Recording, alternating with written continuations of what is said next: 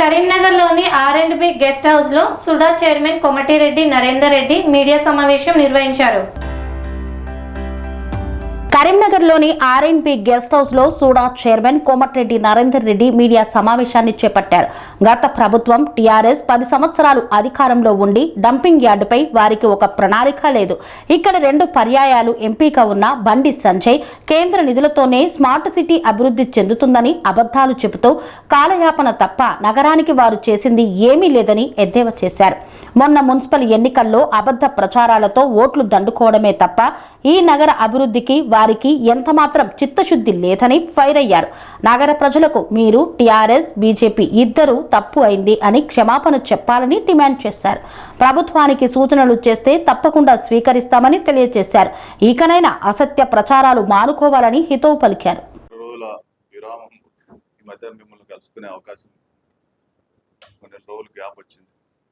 ఈ విలేకరుల సమావేశంలో పాల్గొంటున్నటువంటి మా గౌరవ కార్పొరేటర్లకు, మా మైనార్టీ సెల్ అధ్యక్షుడు రాజ్కు, కాంగ్రెస్ పార్టీ నాయకులకు అందరికీ కూడా నమస్కారం తెలియజేస్తూ, ముఖ్యంగా గత 1-2 నెలలుగా బీజేపీ బీఆర్ఎస్ పార్టీలు రెండు కూడా చెత్త రాజకీయం చేస్తూ ప్రజలను తప్పుదో పట్టిస్తూ పబ్బం కట్టుకునేటువంటి ప్రయత్నం ఏదైతే చేస్తూ ఉన్నారో దాన్ని ప్రజల పక్షాన, కాంగ్రెస్ పార్టీ పక్షాన తీవ్రంగా ఖండిస్తూ ఉన్నారు. బీఆర్ఎస్ వాళ్ళు 10 సంవత్సరాలు ఈ రాష్ట్రంలో పాలన చేసి,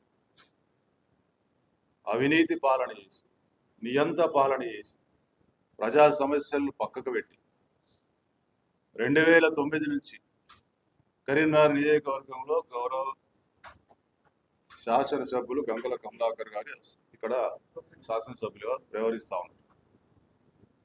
మాట్లాడితే కరీంనగర్ను అద్దం తునక చేస్తున్నాం, ఇంకేమో చేసాం, బాగా అభివృద్ధి చేసాం అని చెప్పి మాట్లాడేటువంటి వీళ్ళు ఇలా మళ్ళీ చెత్త రాజకీయం చేస్తూ ఉన్నారు.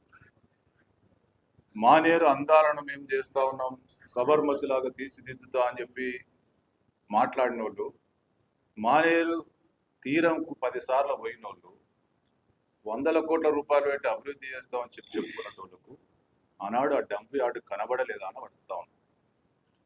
ఈ 10 సంవత్సరాలు చెత్త గుట్టలుగా పేరుకుపోయింది. ఎవరి హాయంలో పేరుకుపోయింది? మీ 10 సంవత్సరాల పాలనలో అక్కడ గుట్టలుగా చెత్త పేరుకపోతే కనిపించకుండా మీకు దాన్ని ఏం చేయాలన్న సోయి లేక ఇలా కేవలం 2 సంవత్సరాల కింద కాంగ్రెస్ ప్రభుత్వం మీద నిందలు వేసే ప్రయత్నం ఏదైతే ఉందో దయచేసి ప్రజలు గమనించాలని చెప్పి కోరుతా ఉన్నాం. మీరు ఇప్పటికైనా ఈ దొమ్మరగడ్డ లేచుడు, ఉరేసుకొని సస్తమనుడు, ఈ రకరకాల ప్రయత్నాలు ఏదైతే ఉందో మానుకోమని చెప్పి హెచ్చరిస్తాం. మిమ్మల్ని ఎవరో మీకు మీరే ఉరి తీసుకోవాల్సిన అవసరం లేదు. ఇప్పటికే ప్రజలు ఉరిదీశారు. మళ్ళీ మిమ్మల్ని ఉరిదీసే రోజు దగ్గరలోనే ఉంది. ప్రజలు మిమ్మల్ని ఉరికిచ్చే రోజు కూడా దగ్గరలో. ఏం చేశారు? 20 సంవత్సరాలు ఇక్కడ శాసనసభ్యుడు, 10 సంవత్సరాలు అధికారం ఉంటుంది, కనీసం సోయి లేదు.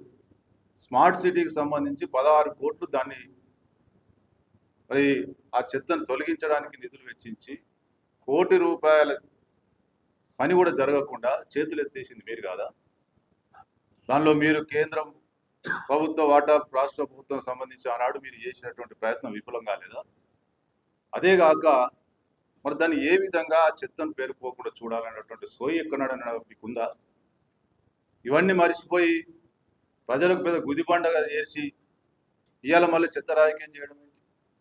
కరీంనగర్ ఓటు మాట్లాడతారు, హుజరాబాద్ పోయి ఓటు మాట్లాడతారు. ఇక్కడ ఉండొద్దు, ఇక్కడ తీసేయాలని ఏడంటారు, ఆడుకోతే ఆడ రావద్దు అంటారు.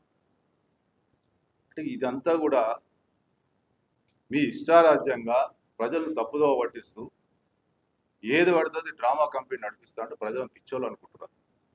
ఏం చేసారు 10 సంవత్సరాలు ప్రజలకు తెలియదా? ప్రజల కళ్ళ ముందు అంతా ఉంది కదా. ఇలా ముఖ్యమంత్రి గారు ఒక చిత్తశుద్ధితోటి ఆ సమస్యను పరిష్కరించాలా, ఆ సమస్యను పరిష్కరించడం కోసం దీనికి ఏదైనా మార్గం చూడాలని చెప్పి ఒక మాట మాట్లాడితే దాని మీద ప్రతిరోజు ఒక చెత్త రాజకీయం చేస్తూ, బురద రాజకీయం చేస్తూ ఎవరికి వాళ్ళు డ్రామా నడిపిస్తూ ఉన్నారు. గంగుల కమలాకర్ గారు దీనికి సమాధానం చెప్పాలి. 20 సంవత్సరాలు 10 సంవత్సరాలు మీరు శాసనసభ్యులుగా మంత్రిగా ఉన్నప్పుడు ఇదే మానేరు తీరం మీద మీరు 100 సార్లు తిరిగినప్పుడు మీకు ఆ డంప్ యార్డ్ కనబడలేదా అని అడుగుతా ఉన్నాం. ఇవాళే కనిపిస్తుందా డంప్ యార్డ్? అరే ఇదేం రాజకీయం? బండి సంజయ్ కుమార్ గారు 12 సంవత్సరాలు కేంద్రంలో అధికారంలో ఉంటారు. ఇప్పటి వరకు 7 సంవత్సరాలుగా ఆయన పార్లమెంట్ సభ్యునిగా ఉంటాడు, 2 సంవత్సరాలు కేంద్ర సహాయ మంత్రిగా ఉంటాడు. కనిపించలేదా? ఇవాళనే కనిపిస్తా ఉందా? ఎన్నికల ముందు ఏం మాట్లాడింది? దానికంటే ముందు ఖట్టర్ గారిని కేంద్ర పురపాలక శాఖ మంత్రి గారిని 24 జనవరి 2025లో స్మార్ట్ సిటీకి సంబంధించి ఇనాగ్రేషన్కి సంబంధించి తీసుకొచ్చి పెద్ద హంగామా చేసి కటౌట్లు, ఫ్లెక్సీలు, బ్యానర్లు కట్టి మొత్తం బీజేపీ మయం చేసి ఈ 800-900 కోట్ల స్మార్ట్ సిటీ పనులు మొత్తం కేంద్ర నిధులతో జరిగినట్టు, అసలు రాష్ట్ర ప్రభుత్వ వాటానే లేనట్టు, మొత్తం అద్భుతాలంతా వీళ్ళే సృష్టించినట్టు మనోహర్ లాల్ ఖట్టర్ గారు తీసుకొచ్చి ఇక మొత్తం డంప్ యార్డ్ను క్లియర్ చేస్తామని చెప్పి భ్రమలు కల్పించి ఇవాళ దాదాపు సంవత్సరం మీద 3 నెలలు అవుతుంది. ఒక్క అడుగన్న ఒక రూపాయని తీసుకొచ్చినావు కేంద్ర పురపాలక శాఖ నుండి? ఎందుకనే మాట్లాడుతారు? అట్టుగానే బోగస్ మాటలు, ప్రజలు తప్పుదో పట్టించుడు, ప్రజలను విభజించుడు, ఇది తప్ప సంవత్సరం మీద 3 నెలలు కేంద్ర పురపాలక శాఖ మంత్రిని తీసుకొచ్చి ఏ ఒక్క చిన్న పనైనా ఒక రూపాయైనా తీసుకురాగలిగినవా ఈ డంప్ యార్డ్కి సంబంధించి? మొత్తం మీరే నడిపిస్తున్నట్టు కరీంనగర్ అంతా కేంద్ర నిధులతోటే. ఆనాడు ఇప్పుడైనా వాటా 50% వాటా రాష్ట్ర ప్రభుత్వం, అది బీఆర్ఎస్ ప్రభుత్వం ఉన్నా, కాంగ్రెస్ ప్రభుత్వం ఉన్నా, ఏ ప్రభుత్వం ఉన్నా రాష్ట్ర ప్రభుత్వ వాటా 50% ఉంటుంది. ఆ వాటాకే సంబంధం లేనట్టు మొత్తం కరీంనగర్ అంతా కాషాయమయం చేసి 800-900 కోట్ల పనులన్నీ కూడా కేంద్ర నిధులతో జరిగినట్టు, ఈ అన్ని సమస్యలకు పరిష్కారం ఇక ఖట్టర్ గారి ద్వారా జరిగిపోతుందని ఆ రోజు భ్రమలు కల్పించి మరి ఈరోజు మళ్ళీ హుజురాబాద్ పోయి ఒక డ్రామా, కరీంనగర్లో ఒక డ్రామా. ఏందానికి అసలు ఏం మీ డ్రామాలు ఎన్ని రోజులు నడుస్తారని అడుగుతా ఉన్నాను. దీనికి సంబంధించి ఏం చేయాలని ఆలోచన చేసి దానికి కేంద్రం నుంచి ఏ విధంగా నిధులు తీసుకురావాలి? మొట్టమొదటిగా ఫస్ట్ ఈ డంప్ యార్డ్ క్లీన్ చేయడానికి,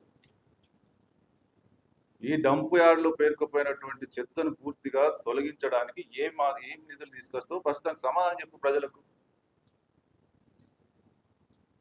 అది చేత కాదు. ప్రజలు ఏ విధంగా తప్పుదో పట్టేయాలి, ఏ విధంగా రాష్ట్ర ప్రభుత్వమే బురదొయ్యాలి, నీ పాత్ర ఏంది? పట్టుకనేనా అటు ఇటు తిరుగుడు? అరే ఇదేందో నాకు అర్థం లేదు. దేనికోసం కేంద్ర సహాయ మంత్రి? మరి 1 రూపాయి నిధులు తీసుకురాని చేత కాదు, రూపాయి పనిచేయ చేత కాదు. ఇవాళ పాలకవర్గం మీదే ఉంది కదా. ఇవాళ ప్రజలను రకరకాల మాటలు చెప్పి మోసం చేసి ఓట్లు వేయించుకున్నావు కదా మొన్న. కనీసం డంప్ యార్డ్ అనేది చేసే చేత కానప్పుడు మీరు ఇంకేం చేయగలుగుతారు కరీంనగర్? ఇలా ముఖ్యమంత్రి గారు ఒక చిత్తశుద్ధితోటి సమస్య పరిష్కారం చేద్దామని చెప్తే అరే దాని మీద సరే మేము పొరపాటు చేసాం, 10 సంవత్సరాలు రాష్ట్రంలో బీఆర్ఎస్ అధికారంలో నుండి మేమేం చేయలేకపోయినాం, 12 సంవత్సరాలుగా కేంద్రంలో మేము అధికారంలో ఉండి 7 సంవత్సరాలుగా నేను ఇప్పుడు ఎంపీగా వెలువబెడుతూ నేను రూపాయి తీసుకురాలేకపోయినా, అయినప్పటికీ కూడా ముఖ్యమంత్రి గారు చెప్పినటువంటి దానికి మేమైనా విలువైన సూచనలు సలహాలు చేస్తాం, మా వంతుగా ప్రయత్నం చేస్తాం అనేటువంటి ఒక మంచి ఉద్దేశంతో ముందుకు పోవాలి. కానీ ఈ దొమ్మరుగడలు కొట్టుకుంటా డ్రామాలు చేసుకుంటా, నిరాదీక్షలు చేసుకుంటా ఎవరిని మోసం చేస్తాం అనుకుంటారు? మీ బాధ్యత లేదా? బాధ్యత విస్మరించిన వాళ్ళు మీరు. బాధ్యత కొద్దిగా ముందుకెళ్తుంది ఇలా కాంగ్రెస్ ప్రభుత్వం. దాన్ని వెల్కమ్ చేసి ఒక బాధ్యత గల పదవులు ఉన్న వాళ్ళు ఏ విధంగా ఈ సమస్యను పరిష్కరించాలనే దాని మీద ముందుకు రావాలి. కానీ ఇలా మీరు దుమ్మరగడ్డలు కొడితే పరిష్కారం అవుతుందా? ఇదంతా కూడా ప్రజలు గమనిస్తూ ఉన్నారు. ఇప్పటికైనా బుద్ధి తెచ్చుకోమని చెప్తా ఉన్నాం. మేము కోరేది ఒకటి, ఇప్పుడు ఉన్నటువంటి డంప్ యార్డ్లో ఉన్నటువంటి చెత్తనంతా కూడా తొలగిస్తే సమస్య 90% పరిష్కారం అవుతుంది. రేపు ఏముంటుంది? వేస్ట్ ఎనర్జీ ప్లాంట్ పెడతాం. అప్పుడు ఏమవుతుంది? సమస్య చెత్త అంతా పోయిన తర్వాత వేస్ట్ ఎనర్జీ ప్లాంట్ పెడితే ఇన్కమింగ్ చెత్త ఎంత వస్తుందో అంత మనం క్రష్ చేయగలిగితే, ఇంకా నీకు చెత్త లేనప్పుడు వాసన ఎక్కడిది, పొగ ఎక్కడిది, ఇంకా మిగతా సమస్యలు ఎక్కడి? కాబట్టి వేస్ట్ ఎనర్జీ ప్లాంట్ పెట్టి మనం ఎప్పటికప్పుడు దాన్ని క్రష్ చేయగలిగితే అసలు సమస్య లేదు. సమస్య అంతా ఏంది? ఇప్పుడున్న పేరుకపోయినటువంటి ఈ చెత్తను తొలగించడమే పెద్ద సమస్య. ఈ చెత్త పేరుకపోవడానికి కారణం మీ రెండు పార్టీలు. 12 సంవత్సరాలుగా కేంద్రంలో అధికారం ఉన్న భారతీయ జనతా పార్టీ, గత 10 సంవత్సరాలుగా రాష్ట్రంలో అధికారం ఉన్నటువంటి బీఆర్ఎస్ పార్టీ. ఈ రెండు పార్టీలు ఈ చెత్త పేరుకుపోవడానికి కారకులు. ఈ సమస్య పరిష్కారం అయిన రోజు మిగతా అన్ని సమస్యలు పరిష్కారం అవుతాయి. ఇదే సిరిసపల్లిలో వేస్ట్ ఎనర్జీ ప్లాంట్ పెట్టినా కూడా ఎవరు ఏమన్నారు? ఎందుకన్నారంటే అక్కడ నీకు చెత్త పేరుకుపోయే అవకాశమే లేదు. ఎంతైతే ఇన్కమింగ్ అవుతుందో అంత వస్తుందో అంత నీకు దాన్ని క్రష్ చేసిన తర్వాత ఇంకా పొగ ఎక్కడిది, వాసన ఎక్కడిది? కాబట్టి ఈ ప్రజలు ఇబ్బందులకు కారకులైనటువంటి మీరే ఇవాళ ప్రజలు తప్పుదోవ పట్టించు, దొమ్మరిగడ్డలు కొడుతూ, నిరాదీక్షలు చేస్తూ ఉరేసుకుంటాం, లేకపోతే ఇంకేమో చేసుకుంటాం. మీరే పొరపాటుకు ప్రజల్లో ఉరేసుకుంటారా, ఇంకేం వేసుకుంటారా మీ ఇష్టం. అది మీరు చేసిన తప్పుకు, రాష్ట్ర ప్రభుత్వం చేసేదానికి కాదు. మీరు చేసిన తప్పుకు 10 సంవత్సరాలు వెలుగుపెట్టిన దానికి మీరు ఏం శిక్ష వేసుకుంటారో వేసుకోండి.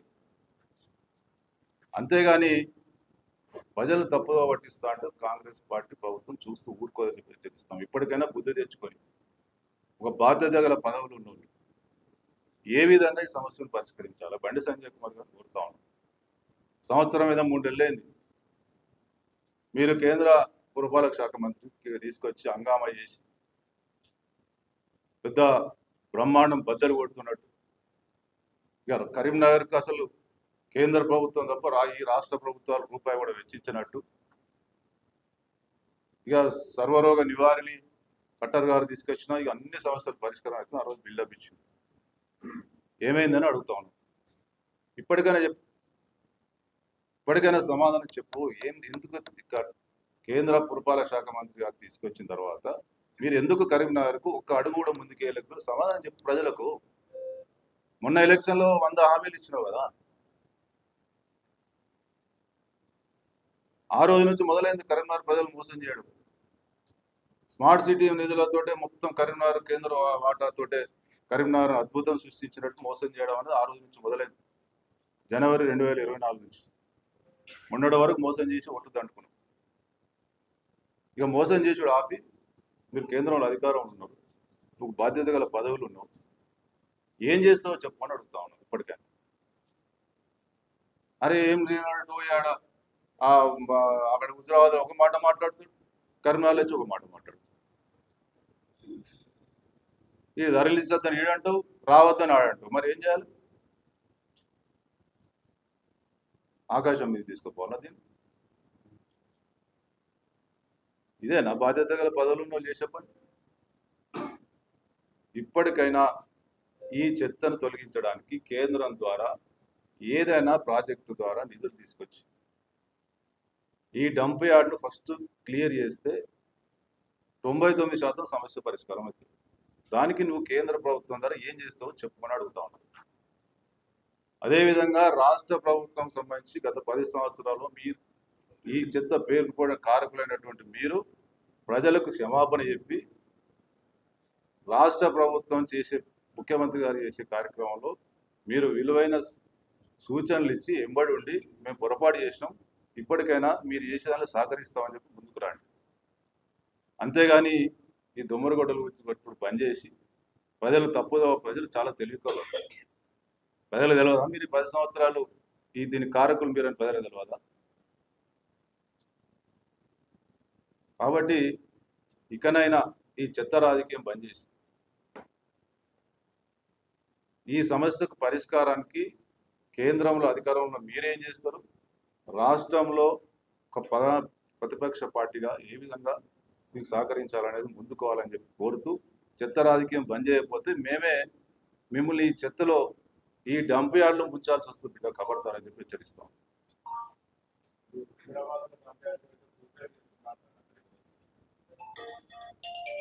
అక్కడ ఎమ్మెల్యే సూసైడ్ చేసుకోవాల్సింది వాళ్ళు ప్రజలను మోసం చేసినందుకు వీళ్ళు సూసైడ్ చేసుకుంటారా ఉరేసుకుంటారా వాళ్ళు నిర్ణయం చేసుకోవాలి, అది మాకు సంబంధం లేదు. స్వామి బోధానంద గోసేవ ఆశ్రమం సైథాపూర్. జ్యోతిష్యం వాస్తుశాస్త్రం మన పూర్వీకులు మనకిచ్చిన వరం.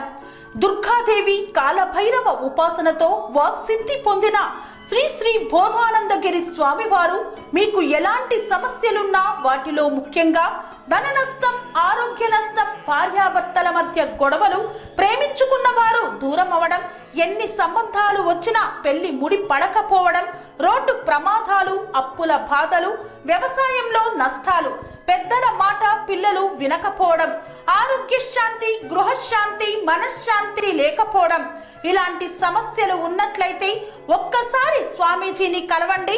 మీ సమస్యలకు తగిన పరిష్కారాన్ని పొందండి. అంతేకాక అన్ని రకాల వ్యాధులకు గోపంచకవ్య మరియు మూలికా వైద్యం చేయబడును. నమ్మకంతో రండి, ఆయురారోగ్యాలతో వర్ధిల్లండి. మా అడ్రస్ స్వామి బోధానంద గోసేవ ఆశ్రమం సైథాపూర్, వీరభద్రస్వామి గుడి దగ్గర, యాదగిరిగుట్ట. సంప్రదించవలసిన నెంబర్ 9849213754 మరియు 9618034138.